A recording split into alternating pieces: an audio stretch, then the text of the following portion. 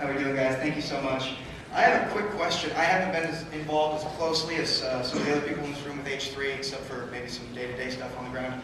How many people actually know Myron? I had no idea he impacted everybody else so much that, I wrote this last night. This is my perspective and what I've seen H3 do for everybody else. And I started out with a timed writing. I didn't know where to start, so I set the timer for 20 minutes and I just started writing. And rather than cover a bunch of small things, Myron's story is pretty much what came out. So I want to let you know, maybe a lot of you know his story, but 3 years ago is when I started being an ambassador. And this is what I've seen as far as what H3 is capable of doing. Thank you so much for the opportunity to speak about the successes of the H3 project from an ambassador's perspective. I've been ambassador for 3 years now, and I've never seen such a radical change in the homeless population within the downtown area. So many things are available for the quick fix, and I've used them, whether it's a bottle of water, a blanket, or some clothes. All of these things were never enough to motivate someone to want to get back on their feet. The H3 project gave some people this motivation.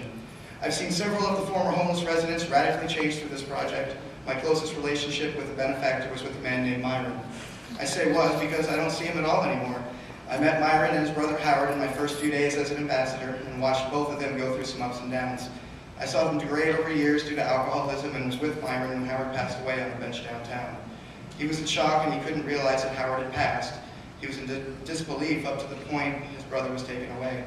I had hoped Myron might have had a moment of clarity or see this as a sign that he needed to change his lifestyle. Instead, Myron used this as fuel to feel even more sorry for himself. Over the next several months, I watched Myron drink himself into unconsciousness, not even being able to get up to go to the bathroom. Myself and other ambassadors on many occasions would have to don gloves to reset him on a bench after he'd fallen or help carry him to a safe place to sleep after seeing him stumble, fall, and crawl down the street. The lowest I ever saw Myron, I will never forget. He was lying on a bench, covered in a blanket, with a friend of his sitting close by reading a book. Myron's legs were swollen, and he was convinced they were infected with something. He was elevating his feet so the poison, as he called it, could reach his organs, and he could die. Shortly after that, he got involved with H3. I didn't see him for weeks. Finally, one day I saw him walking down the street, under his own power, clean and smiling. I told him he looked great, and he started to tell me, he was getting his own place and how excited he was. Being able to see the hope in his eyes was something I was not prepared for. I told him how happy and proud I was of him and to keep up everything he was doing. I only saw him once or twice after that night. Here he's in assisted living now for health reasons. But this story rings out the most in my mind, and I could talk for hours about other people I knew, but I don't see them anymore either because they're succeeding in the program.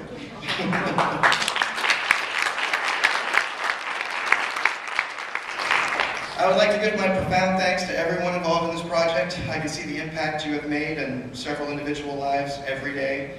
So with so many people working together to make this happen, it brings me a sense of pride that the ambassadors were able to offer some help in changing so many lives forever. Thank you all for everything you do on a daily basis. Remember that the impact you make is seen every day.